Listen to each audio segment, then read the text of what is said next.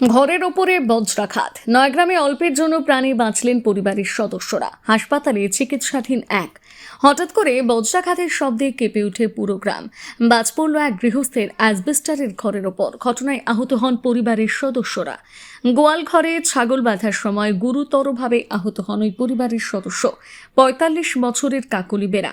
অন্যান্য সদস্যরা অল্পের জন্য রক্ষা পায়। রবিবার সন্ধ্যায় আগে ঘটনাটি ঘটেছে নয়গ্রাম ব্লকের পূর্ব বাছুরখোয়ার গ্রামে। বজ্রাঘাতে আহত মহিলাকে উদ্ধার করে নয়গ্রাম সুপার স্পেশালিটি হাসপাতালে নিয়ে যাওয়া হলে বর্তমানে তিনি হাসপাতালে চিকিৎসাধীন রয়েছেন।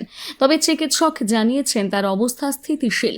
বজ্রাঘাতের কারণে পরিবারের অন্যান্য সদস্যরা সুস্থ থাকলেও ঘরের ইলেকট্রিক মিটার সহ সমস্ত বৈদ্যুতিক সরঞ্জাম বিস্ফোরণ হয়ে চূর্ণ বিচ্ছিন্ন হয়ে যায় বলে খবর। ঘটনার পর আতঙ্কে রয়েছেন পরিবারের সদস্যরা। নয়গ্রাম থেকে জয়দেব ভক্তার রিপোর্ট, সানুদা নিউজ। আমার কাকিমা ওই মাঠে গেছিল ছাগল নিয়ে, ছাগল চড়িয়ে বাড়িতে এসছে, যে মেঘ হালকা হালকা পড়ছিল, উনি বসছিলেন বাড়িতে, হঠাৎ বজ্রপাত হয় বাড়িতে। উনি তখন ওনার কোথাও আঘাত লেগে অজ্ঞান হয়ে যায়। সবাই ছুটে এসে হইচই করে তাড়াতাড়ি ডাক্তার ডাকা হয় কাছের একজনকে। উনি দেখে বললেন সেরকম একটা অসুবিধা হবে নি হয়তো, তা হাসপাতালে নিয়ে যাওয়া হয়। আমরা হাসপাতালে নিয়ে যাওয়ার পর 2 ঘন্টা মতো পর জ্ঞান ঘুরে, চোখ মুখ খুলতে পারেনি, চোখ জ্বালা করছিল।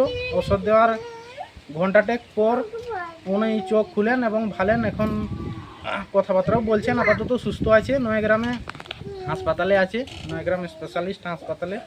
ওনার নাম কাকলি বেরা, বয়স 50 মতো হবে, অনুমানিক একটু কম হতে পারে।